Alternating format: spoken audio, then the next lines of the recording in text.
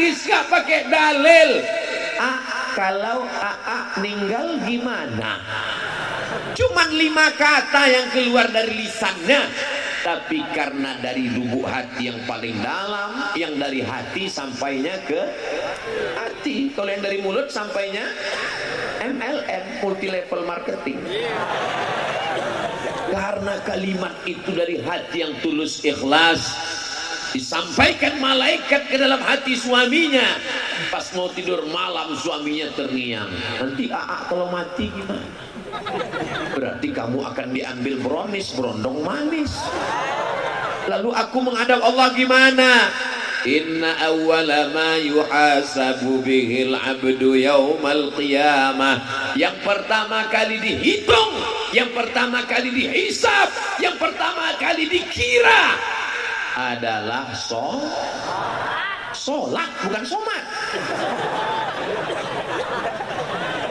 Jadi yang sudah hadir maulid itu sudah bagus. Saya nggak senang kalau ada orang mengatakan ngapain maulid kalau nggak sholat.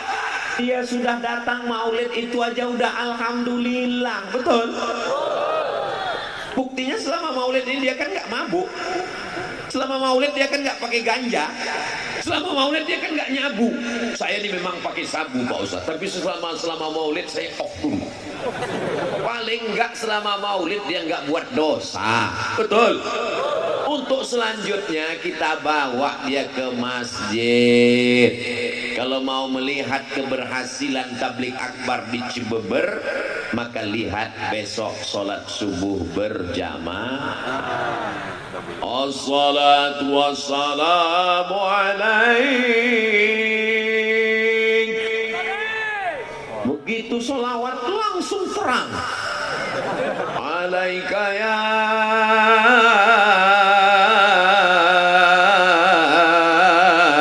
man, ya man. Setengah jam sebelum azan subuh berkumandang suara tarhim menggelegar di masjid-masjid. Begitu kita sampai ke masjid, rupanya flash disk.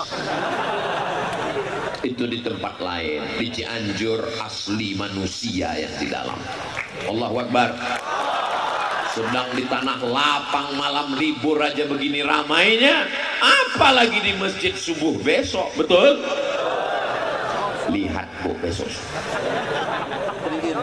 Insya Allah. Subhanallah walhamdulillah wala ilaha illallah wallahu akbar wala haula wala quwwata illa billahil aliyyil azim. La salata liman lam yaqra bi fatihatil kitab. Siapa yang fatihahnya tidak benar maka solatnya tidak diterima Allah, karena solat itu ada rukunnya, dan diantara rukun solat adalah baca al-fatihah.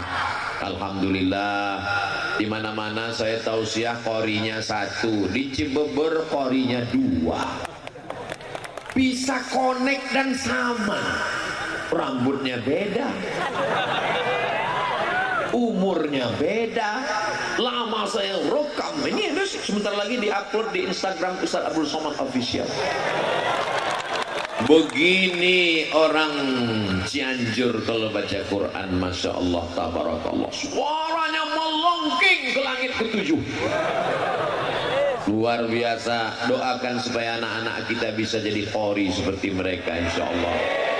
Bisa menjadi penghafal Quran seperti Al-Mukarram Abi Dr. Amir Faisal, insyaallah. Amin. Allahumma ja'al abna'ana wa banatina min hufazil Quran wal hafizat. Bismillahirrahmanirrahim. Alhamdulillahi rabbil alamin. Ar-Rahmanir Rahim. Maliki yaumiddin. Iyyaka na'budu wa iyyaka nasta'in. Yang bagus ini bukan suara Abdul Somad, sound systemnya mantap. Jadi masjid-masjid itu mesti seimbang juga. Mikrofon ini modelnya 3. Laron masuk.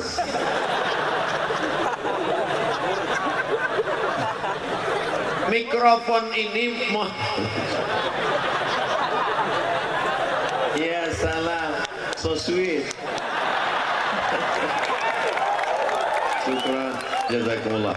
Nanti syukran, jazakumullah. Mikrofon ini jenisnya 3. Mikrofon yang pertama, suara yang bagus jadi serak-serak becek.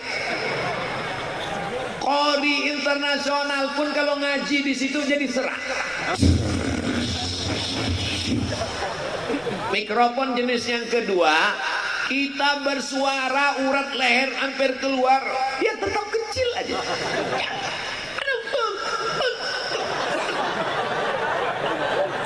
Jenis yang ketiga, inilah yang ada di Cibeber malam ini, masya Allah. Sedikit aja, saya berbisik aja.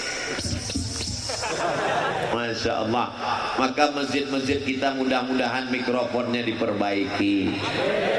Saya pernah khutbah terpendek hari Jumat. Khutbah pertama, khutbah kedua, sholat Jumat 4 menit setengah. Begitu saya naik ke atas, Assalamualaikum warahmatullahi wabarakatuh. Allahu Akbar, Allahu Akbar. Habis itu saya pun khutbah wa'ala faman tabi'an. Ini kalau saya teruskan emosi saya yang naik. Akhirnya saya baca rukun-rukunnya aja. Alhamdulillah wassalatu wassalamu ala Rasulillah. Ya ayyuhalladzina amanu taqullaha usikum wa nafsi bittaqwallah. Allahumma firil muslimina wal muslimat. Saya penduduk. Habis itu saya naik lagi. Alhamdulillah wassalatu wassalamu ala Rasulillah. Ya ayyuhalladzina amanu taqullaha usikum wa nafsi bittaqwallah. Allahumma firil muslimina wal muslimat. Qomat. Allahu akbar, Allahu akbar. Asyhadu an la ilaha illallah. Selesai sholat pengurusnya nanya, mohon maaf Ustaz, ya khutbahnya kok pendek sekali, mikrofonnya benerin. Ini unsur-unsur dalam masjid. Karpetnya Allahu Akbar, begitu dipegang kening berpasir, semen kasar. Man bana masjidan, siapa yang bangun masjid, banallah mitlahu baitan fil jannah, dibangunkan Allah untuknya satu tempat dalam surga. Amin. Saya ke kanan, dia ikut ke kanan. Saya ke kiri, dia ikut ke kiri. Lama-lama saya penasaran, rupanya saya di belakang.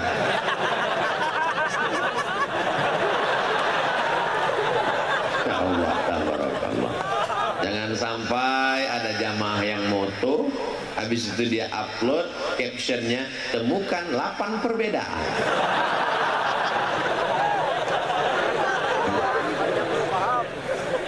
Sholatlah saya di masjid pengajian, pas berdiri saya kaget, jari saya hilang, tenggelam dalam karpet. Mana kaki saya hilang. Gak lama tausiah datang, panitia berbisik, Ustadz tolong penggalangan dana karpetnya utang. Tetapi yang dimuliakan Allah, ada masjid yang bangga luar biasa, pengurusnya hari Jumat mengumumkan, masjid kita hari ini punya tabungan 200 juta.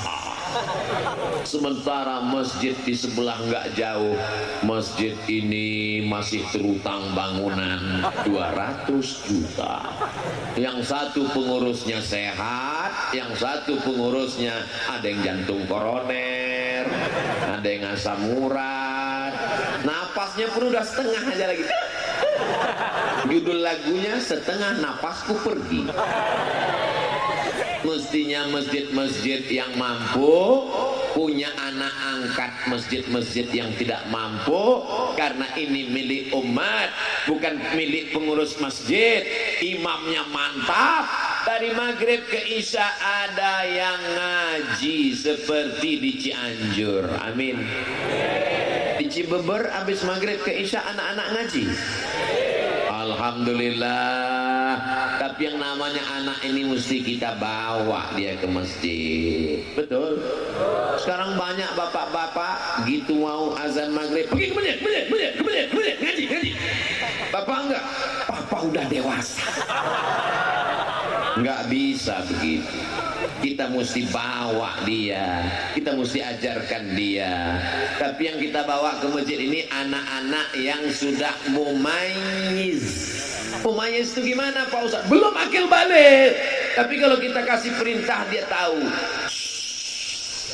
Itu bisa dibawa. Tapi kalau anak-anak yang kita gini kan, dia balas lagi. Jangan dibawa. Kenapa? Karena di sana banyak orang tua. Pas kita lagi sholat, Allahu Akbar, dia pun lari-lari. Kebetulan bapak ini sholat, kacamatanya di bawah. Begitu ngeliat anak lari,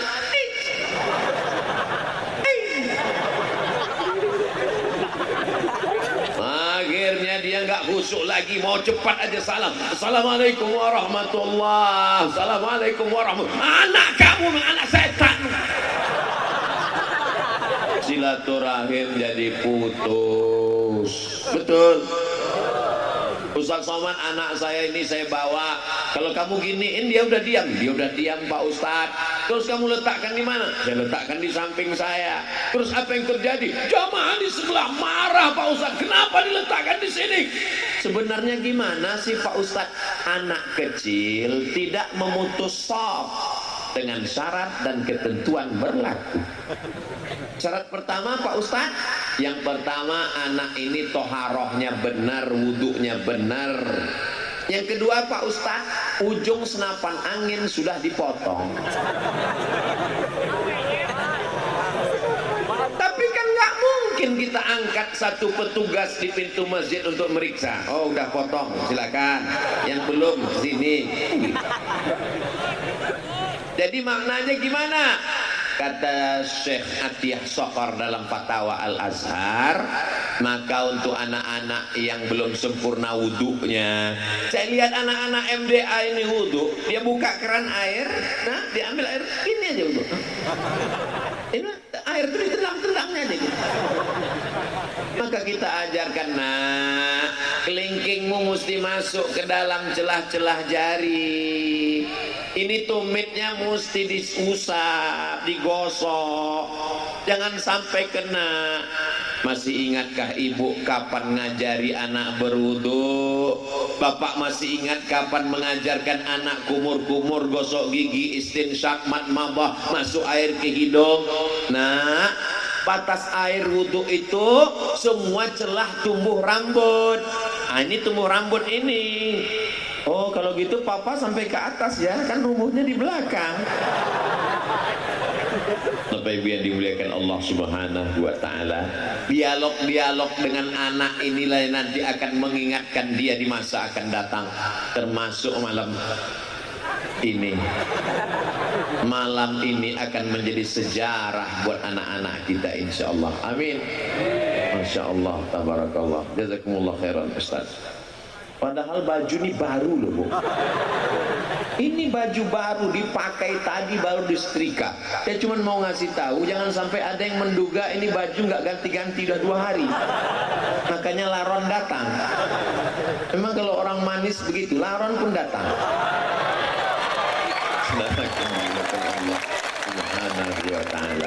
Ustaz aja kepedean. Jamaah yang dimuliakan Allah, masih ingatkah kapan terakhir mengajarkan Al-Fatihah ke anak? Masih ingat kapan terakhir bawa anak ke masjid? Masih ingat ngajarkan anak wudhu? Kalau sudah kau ajarkan anakmu, alhamdulillah. Tapi kalau tidak kau ajarkan, latus'alunna yawma idzin 'anin. Semua kita akan ditanya tentang anak-anak kita Bu. Semua kita akan ditanya tentang anak kita Pak. Saya nggak sanggup ngajar anak saya Pak Ustadz. Saya sudah ngandungnya, saya sudah melahirkannya. Yang nyuruh siapa? Yang nyuruh kamu ngandong tuh siapa? Ini ibadah Pak Ustaz. Right. Betul. Menikah itu adalah ibadah. Tapi jangan ceramah saya ini dipelintir. Nanti selesai ini bapak nikah, diam-diam ibu ngamuk. Ditanya sama ibu, kenapa bapak nggak jujur? Kenapa nikah lagi diam-diam? Mama, kata Ustaz Somad, nikah itu ibadah. Nggak boleh riak. Saya nggak ada ngomong gitu loh Bu. Itu bapaknya terlalu kecicilan. Saudara yang dimuliakan Allah Subhanahu wa taala, man ala salasa banatin, siapa yang membesarkan 3 anak perempuan, fa adabahurna, dia didik dengan baik, wa zawwajahurna, dia nikahkan dengan orang baik-baik, wa ahsana ilaihinna, dia buat baik sampai mati, falahul jannah, maka surgalah baginya.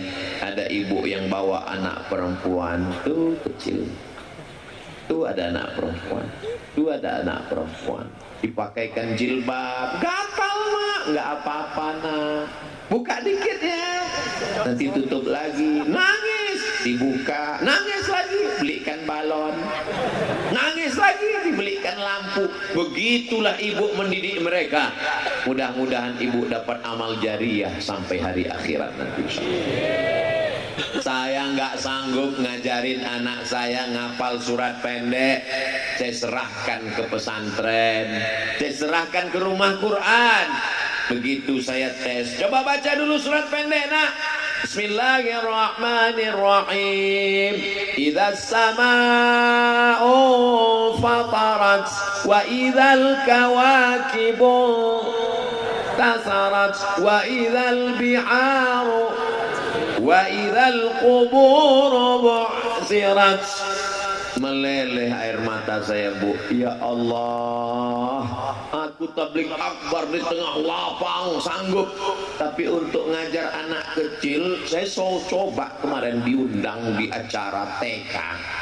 Berikut ini mari kita dengarkan tausiah yang akan disampaikan oleh Tuan Guru Profesor Dr. Abdul Somad. Enggak ada anak TK yang peduli.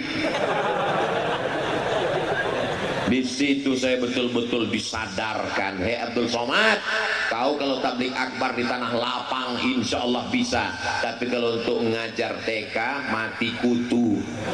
Tapi ada ibu-ibu yang luar biasa.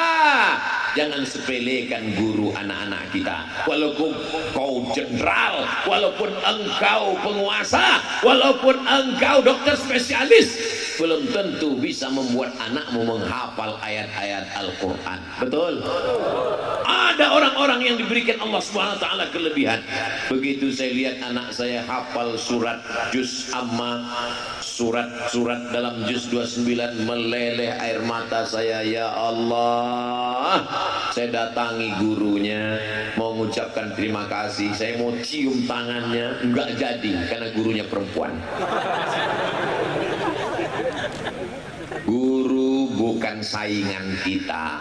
Anak kita pulang jangan kita tanya, mana telingamu yang dijewer guru, mana yang dipukul guru. Nanti saya akan tangkap dia, saya akan lapor Komisi Perlindungan Anak. Guru tidak bisa kau bayar dengan uangmu. Guru yang menyelamatkan anakmu, yang mestinya engkau mendidik dia. Guru itu adalah para ajengan, para kiai yang digugu dan ditiru, dan mereka adalah pemimpin-pemimpin pondok pesantren. Maka di sebelah kanan ada tulisan Hari Santri Nasional. Ini kenapa bisa orang ramai sebanyak ini? Ini adalah didikan dari para ajengan, para alim, para habaib, para ulama yang ada di Cianjur. Betul? Ini bukti bahwa Indonesia 20 tahun ke depan, 2042, masih ada orang yang mengumandangkan azan, masih ada penghafal Quran, masih ada yang mengatakan la ilaha Muhammadur Rasulullah. Tapi kalau tabligh akbar sudah tak ada lagi manusia. Ketika dibuat tabligh akbar sepi, yang hadir cuma 3, ketua panitia, sekretaris, bendahara.